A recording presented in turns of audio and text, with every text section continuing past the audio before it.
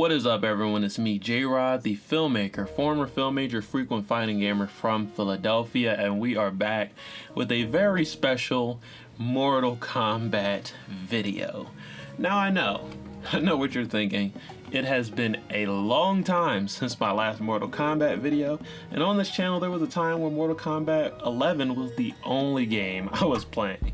So the last Mortal Kombat video I made was the new main alert finale, all of my mains. It was over a year ago now, and I was expecting to have an announcement for a new Netherrealm Studios games by now. I looked out for it at the Game Awards. I've been looking out for it ever since, but we have not gotten anything yet. And in that time between then and now, I've made a lot of roster wish lists, starting off with my Combat Pack 2 roster wish list back when MK11 only had Combat Pack 1 out. Then we did an Injustice 3 roster wish list. Then we did a Marvel vs. DC roster wish list. Then we did one for Nickelodeon All-Stars Brawl and one for Multiversus. And I feel like we've covered so many different games, so many possibilities, and which characters I would want, but we forgot to cover the main one. Who would I want to see in Mortal Kombat 12? Now I'm still playing Mortal Kombat 11, so I guess it does seem kind of weird to be thinking about Mortal Kombat 12, but there's a couple reasons why I think it makes sense for Mortal Kombat 12 to be the next game coming up. Firstly, because Netherrealm Studios completely owns Mortal Kombat. You know, they own the IP, they own all the characters, and when they make the games, it's completely up to them how they want to make it, when they want to make it, who they want to put into it. And when you're dealing with something like DC Comics and the Injustice games, there's definitely some oversight from DC and Warner Brothers about who can be in it, who can't be in it, what time the game is going to come out, what type of properties are you cross-promoting with the game. And even, you know, the decision, can we make this game, is probably not completely Netherrealm Studios' decision anymore. It's probably a joint decision between them and DC. Another reason why I think Mortal Kombat 12 is likely the next game, it makes sense to be the next game coming up, is because this year, 2022, is the 30-year anniversary of Mortal Kombat from that very first game. So of course it makes sense for them to have a new game on the 30th year anniversary. It makes tons of sense. And not only is this the 30th year anniversary of Mortal Kombat as a franchise, there are a lot of anniversaries this month because April, late April specifically, is usually when we get a new NRS games. So MK9 came out April 19th, 2011, which is actually the day I'm recording this video. It's been 11 years to the day since MK9. Then we had MKX April 14th, 2015, 7 years ago. MK11's anniversary is coming up. That was April 23rd, 2019. It's about to be 3 years ago.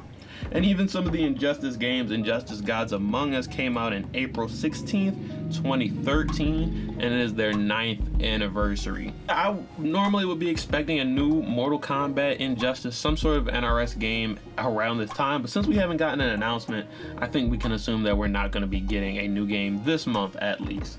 But I think we are going to get an announcement for something before the year is over, just to celebrate the 30th year anniversary.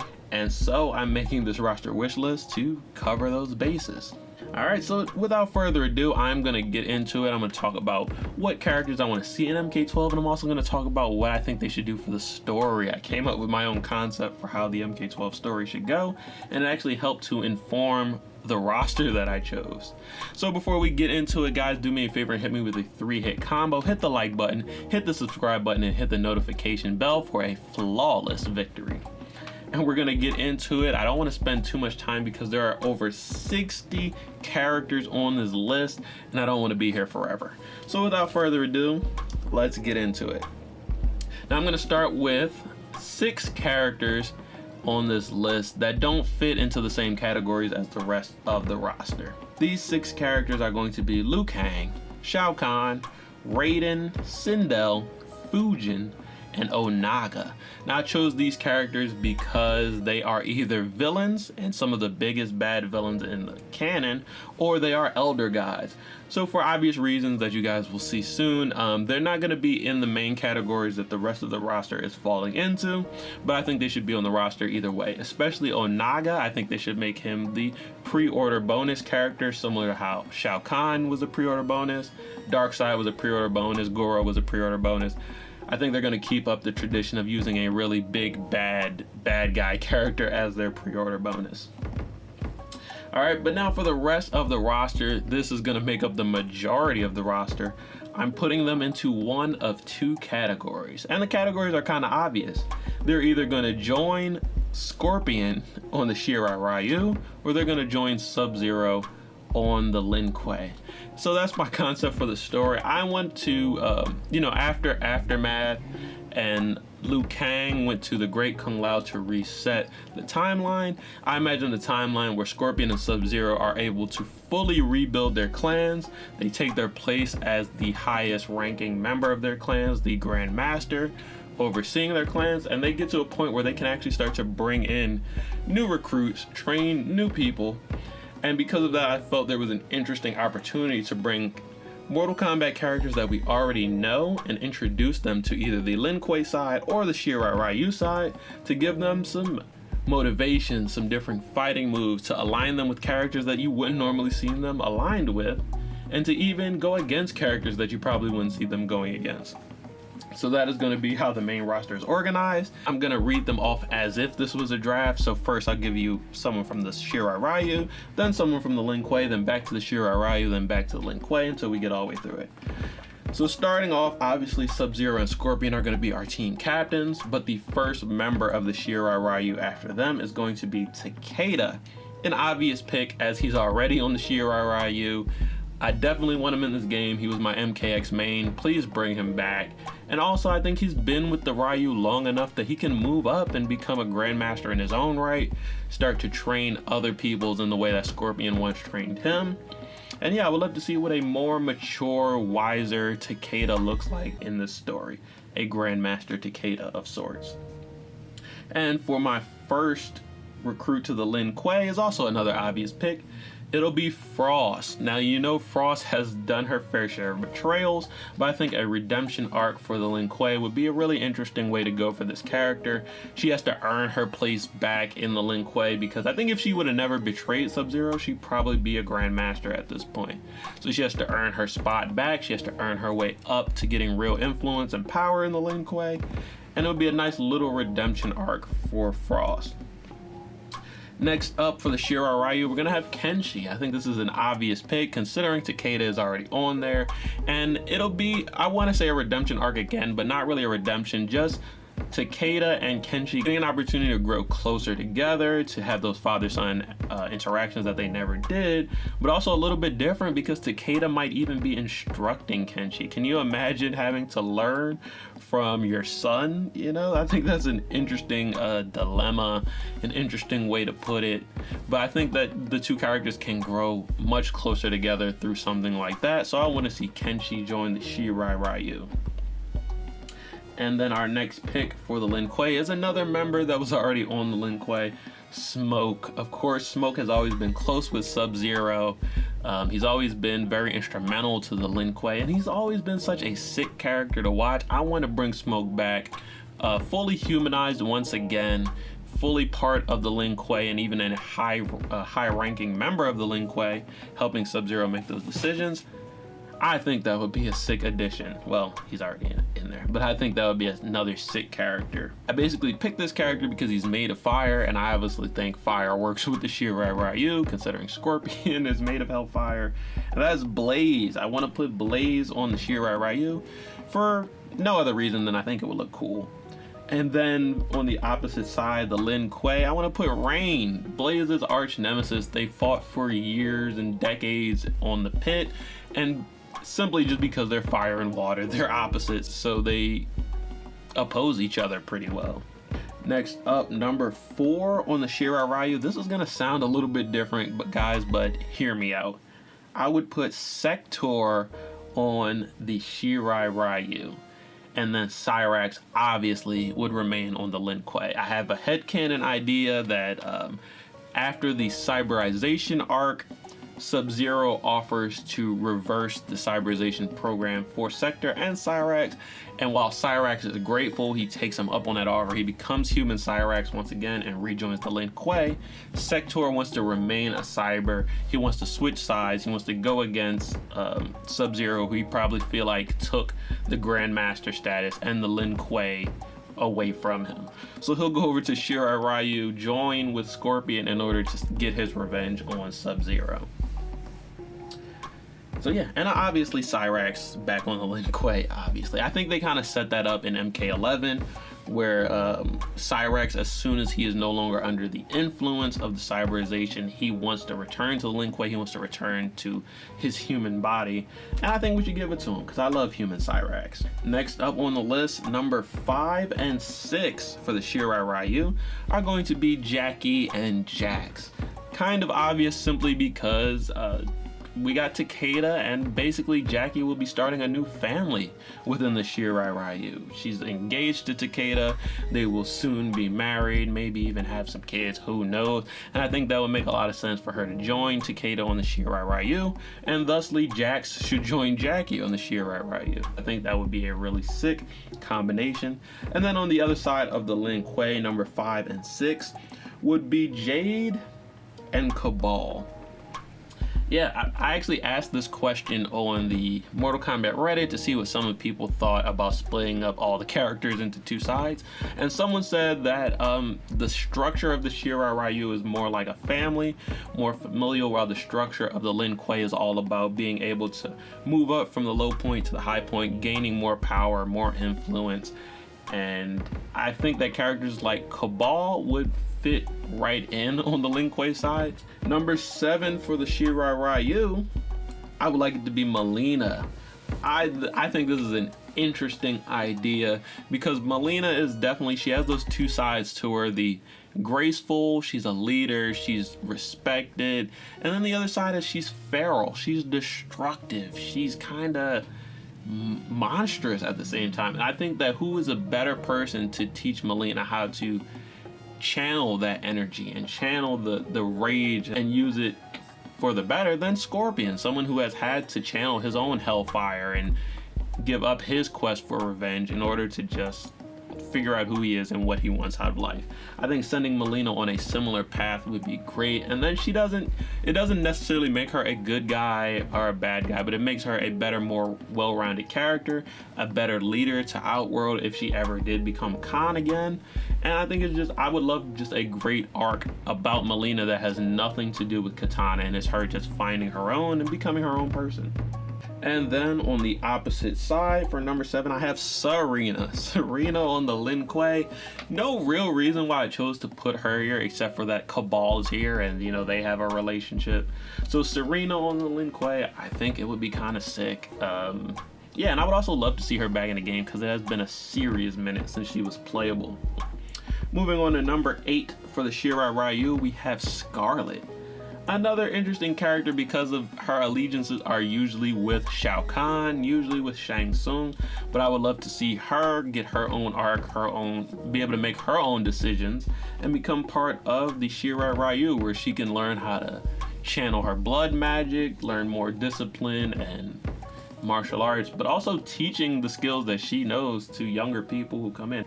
And then on the Lin Kuei side is going to be Kung Jin. I think this is an interesting place to put Kung Jin because he is the only member of the Combat Kids that I would put on the Lin Kuei side. And I think that's just going to make a little bit of tension between him and his former teammates, Takeda, Jackie, Cassie, because they probably all expected to be together on one side of the spectrum where they're not anymore. So a little bit of tension, maybe they're still friends, maybe they actually are no longer friends because of this decision, but either way I think it would be interesting to watch. So number 9 for the Shirai Ryu is going to be the Shokans, specifically Goro, Kintaro. They would be sick on the Shirai Ryu side. Someone on Reddit just said they would love to see a Shirai Ryu Goro, and I agree. I think it would just be something sick to look at. And if I'm going back to my original thesis that fire characters go to the Shirai Ryu, all of these half-dragon Shokans would probably work well over there. Number 9 for the Lin Kuei will be Kolto Khan and his Osh-Tex. In a similar vein, you know, Jade is over there on the Lin Kuei side, so I feel like Kolto would definitely follow her over there to the Lin Kuei side, and this might be his opportunity to go back to being a great leader, a great Khan, but in a different way, under, you know, a different rule. He still has his Grandmaster to report to, but under that he has a lot of people looking to him for guidance, and he has the opportunity to be the great leader that he always wanted to be. Next up, number 10 for the Shirai Ryu is going to be Kung Lao. I think Kung Lao, similar to Kung Jin, has his options of which side to go through, but Kung Lao will probably choose the option that is similar to what he's known with the monks and the White Lotus. And I think the Shirai Ryu, in the way that I think they should function in the story for MK12, is a great place for Kung Lao. It gives him an opportunity to learn, to train, to hone his skills, and yeah, to be respected as, you know, one of the great fighters on the Shirai Ryu side. And number 10 for the Lin Kuei would be Kano. Similar to Cabal, you know, I think going over to the Lin Kuei for bad guys like this is a great opportunity for them to just utilize all their worst inclinations to lie and cheat and steal, but to make it look like they're doing it for a purpose, for their clan, for the better, when really they're probably just doing it for themselves. Because I think villains who go over to the Shirai Ryu probably will get a little bit of reforming, a little bit of rehab, and learning how to be better and do better in society, whereas villains who go over to the Lin Kuei are going to use their villainous ways for the benefit of the clan. Number 11 for the Shirai Ryu, Tremor. This is just a personal request for me. I would love to see Tremor on the Shirai Ryu side. Yeah, being able to teach people, being able to show off his abilities, being able to fight alongside characters like Scorpion, like Sector and Takeda, like Blaze. I think those combinations and those interactions would just be so sick. And Tremor was one of my favorite MKX characters, so definitely bring him back for 12. And number 11 on the Lin Kuei side will be Ermack. I know this one's a little harder to sell because Ermack is not even one guy. He's a group of souls in a body, but I'm sure there is something that Sub-Zero could bribe him with or offer him that would make Ermack want to join the Lin Kuei. Maybe he wants to purge all of the souls, and so that one soul can take over the body again. Maybe he wants more power, more influence. Maybe he wants like Shinnok's amulet or something. Number 12 for the Shirai Ryu, this is where we have our big body characters, and I would put Ferritor on the Shirai Ryu. They're an interesting race, an interesting species. I think a lot of people would love to see them back in the game, especially if they main them in MKX. So bring them back and also give them a position on the story. Make them like enforcers, or make them guards that help guard the Shirai Ryu. Anything could probably work for Ferritor, but please just bring them back. And number 12 for the Lin Kuei is another big body character, Mataro. Sub-boss Mataro, I would like to see him just as like a ground level character in the canon with everyone else. What would it even be like for Mataro to try to teach someone who is bipedal, who only has 2 legs? How would he instruct? How would he demonstrate? I have no idea, but I would like to see it. Number 13 on the Shirai Ryu side is going to be Baraka. I mean, Baraka was insane in MK11. They got to do that again in MK12. He was so much fun to play. And I think similar to Molina, he could have an arc where it's all about him just taming that inner voice that wants him to be wild and feral. And what kind of character would Baraka be if he was just fully in control? If he just learned discipline and added martial arts and all of that together, how would that change up his playstyle? I'm really interested to see. And on the other side, the Lin Kuei, I went with one of my favorite characters from MK11. Not a fan favorite, but he was one of mine. The Collector. I really did like Collector. I thought he was unique. He was a different species. He was a different type of character. His playstyle was pretty interesting, a lot of gadgets and things, and I would love to see him in the game again on the Lin Kuei side, doing something like being a spy or a thief or an assassin. Something like that I think will work great for collector's character. On the Shirai Ryu will be Erron Black, and again, I have no other reason besides the fact I think it would be cool, and I want to see Scorpion teach Erron Black some sword tricks, some ninjutsu with his sword, his Tarkatan arm sword that he used to have in MKX. Bring that back and give Erron Black some really sick combos that he can do with it now that he's been training with Scorpion. Number 14 for the Lin Kuei side of things is going to be Movado. I think Movado is an interesting character from the 3D era. They could bring him back. I think what stopped them from bringing him back before is that he has hook swords, Cabal has hook swords. Don't really want to step on any toes, but I think NRS could definitely distinguish the two characters enough. Going at number 15, got some new women on this list. For the Shirai Ryu, I would love to see Ashura. I think she would work in this side because of the fact that she's a demon. And I think Scorpion, you know, he has some familiarity with different types of characters like that. He's been a human in Earthrealm, he's been a Hellspawn in Netherrealm, and he came back to Earthrealm to rebuild the Shirai Ryu. I think somewhere along that journey it would make sense for him to encounter Ashura or someone like Ashura. And yeah, put them on a team, give Ashura a chance. And also in the canon, Ashura has been looking for vengeance against Noob Saibot. That is the exact same thing that Scorpion is known for, so who else is better to get her away from the vengeance or even have her feed into the vengeance than someone who has already went through that. And number 15 for the Lin Kuei side is going to be Natara. Simple as we need Natara back in the game, another unique character, really sick to look at, and we need her in a modern game so we can see how she would play in a modern game. Make her my Hawk Girl from Injustice 1, but just the Mortal Kombat version. I think that would be sick. Number 16 for the Shirai Ryu is Draman. Similar to how Ashura is a demon, I think Scorpion would be the perfect person to recruit an Oni to the Shirai Ryu, and Draman could be that Oni. On the other side for number 16 for the Lin Kuei is going to be Devora, and I feel like she had to go on the Lin Kuei side because in MK11 she actually killed Hanzo Hasashi, so I don't think there's any way that anyone is letting her go to the Shirai Ryu. But who knows? We'll see. And number 17, these are the last characters on the base roster that go on either side. I got Bo Raicho for the Shirai Ryu. I think he fits right in. He's an instructor. He teaches. He knows a lot of different types of combat. He can spit fireballs out even though he's a little drunk. I think Bo Raicho would be a great addition to the Shirai Ryu. And then number 17 for the Lin Kuei would be Li Mei, another character that I think should come back into the fold. I think she hasn't been playable since 3D era, and Bo Raicho was originally a 3D era character, so I think having both of them in a modern game would be really sick. So that is going to be it for the Shirai Ryu or Lin Kuei members of the roster, but you're probably thinking, hold on, you're missing some characters, you're missing some of the OGest of OG characters off this list, and I did not forget them. For these next couple characters, I didn't know which side to put them on, so I think the best thing to do would be to give the audience, the player, the choice of which side to put them on.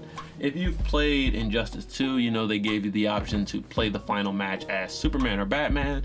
In Mortal Kombat 11 Aftermath, they gave you the final option to play as Liu Kang or Shang Tsung, and you get different options depending on which side you pick. Now, this option is not as black and white as pick the good option or pick the bad option. I think it's more shades of gray, and different options can lead to different things, but I think it would be really sick to choose which side these characters go on, because then you're choosing who are their allies, who are their enemies, who are they trained by, and that'll also ultimately affect what moves do they learn, how do they use them, and things like that. The characters that the player will have a choice for which clan they join: Cassie Cage, Sonya Blade and Johnny Cage, Reptile, Noob Saibot, which, guys, I think it's a hard sell either way, regardless of which team Noob Saibot joins. Either he's joining his mortal enemy on the Shirai Ryu, or he's joining his brother who they have not seen eye to eye in a bunch of years. So either way is going to take Noob having to, like, appeal to whatever Grandmaster he chooses, but I don't know. I think the player should have the option on that. Then we have Katana, who similarly, she could join Jade on the Lin Kuei side, or she could join Molina on the Shirai Ryu side, and you'll get different interactions and a different storyline for Katana based on which side you put her on. Then finally, Garrus, my favorite new character from MK11. I would love to bring him back and give him the option of which side to join. And Nightwolf, I almost forgot to put Nightwolf on the list overall, but then once I remembered him, I had no idea which side to put him on. So I said, hey, I'll give the audience the option of which side they want Nightwolf on. So that is it for the entire base roster. All of those characters together, there were 50 on the base roster, but that's not it for this list because I also have some DLC character ideas. I have 3 different packs here, so we're gonna get right into it. For Combat Pack 1, I would like it to be a villain-themed combat pack. The villains don't really fit on either side of the spectrum, but I think that giving them their own combat pack would make it so that we have enough villain representation in this game. So my ideas for the villain DLC are going to be Raiko, Shang Tsung, Quan Chi, and Tanya. Remember that we already have Shao Kahn, Sindel, and Onaga on the base roster, but not on either side of the spectrum. Then the next combat pack will be a 3D character specific one. There are some 3D characters on the base roster, but I want to add more because I think people are missing out on that era. So characters like Mocap and Meat, I know they're gags, but I think it would be interesting to see them in the game. And then Havoc and Shujinko. I think people have been waiting for both of these characters to return to the game, so I would love to see how they play, how they interact, especially Shujinko, considering he was kind of a copycat character. I want NRS to give him his own moves, make him his own character, and see how that works out in the storyline. And for the final combat pack, this one doesn't really have a theme, but it is a couple of guest characters, a couple of characters who have never been in a Mortal Kombat game before.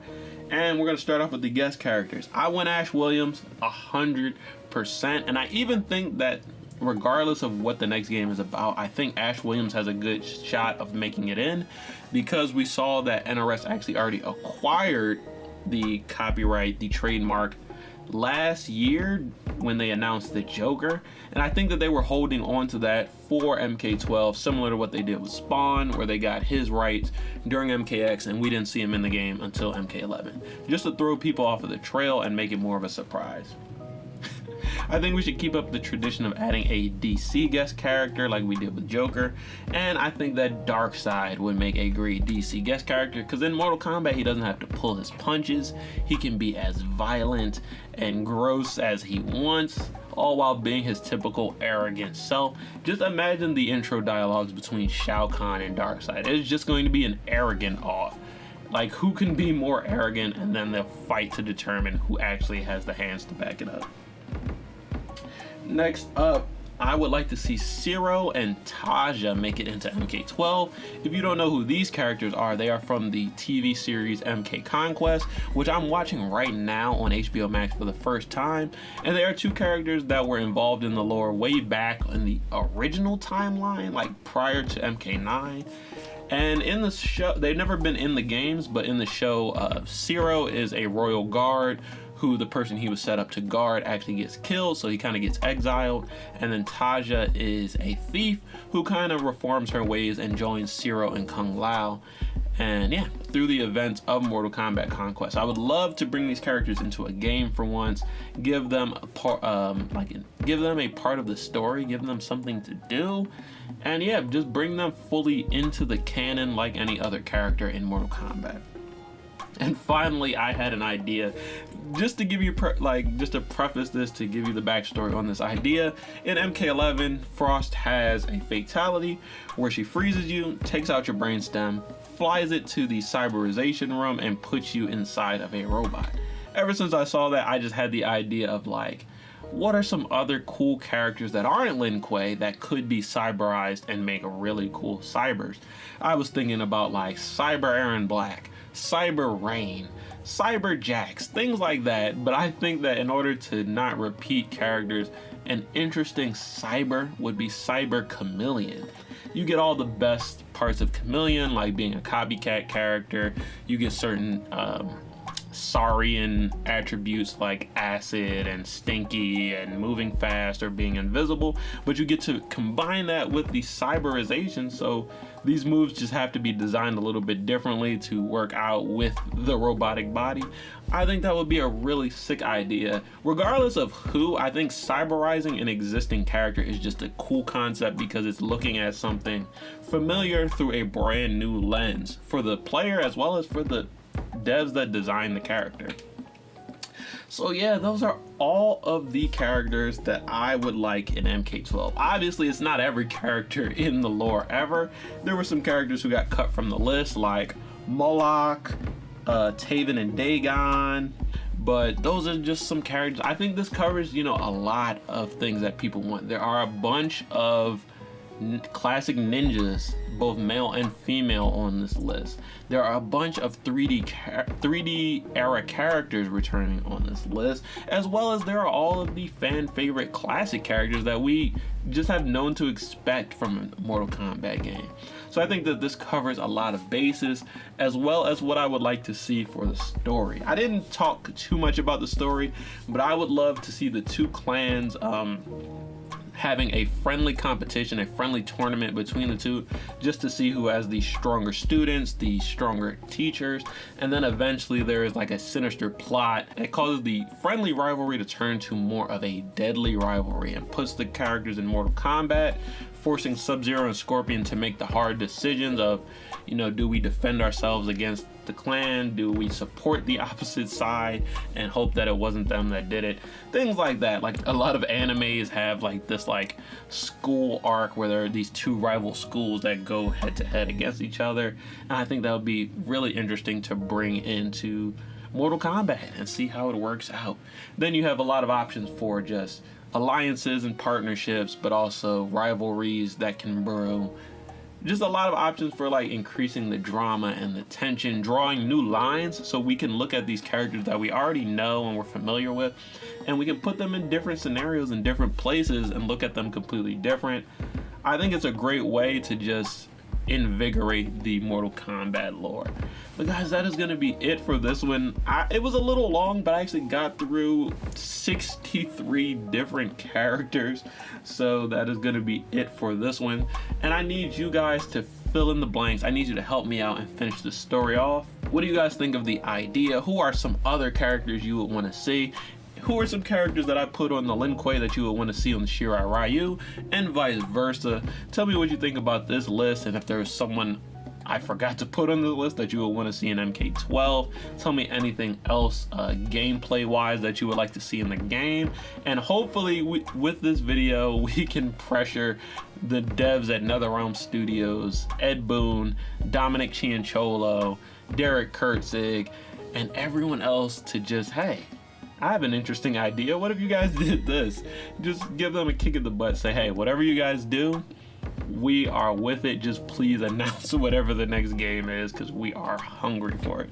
But that's going to be it for this one, you guys. Like I said in the beginning, hit me with that 3-hit combo. Hit the like button, hit the subscribe button, and hit the notification bell for a flawless victory. Tell me how you feel, and I'll see you guys next time in another new video. Peace out. It becomes huge. You thought, Toast. You thought you had me. Oh, nice miss.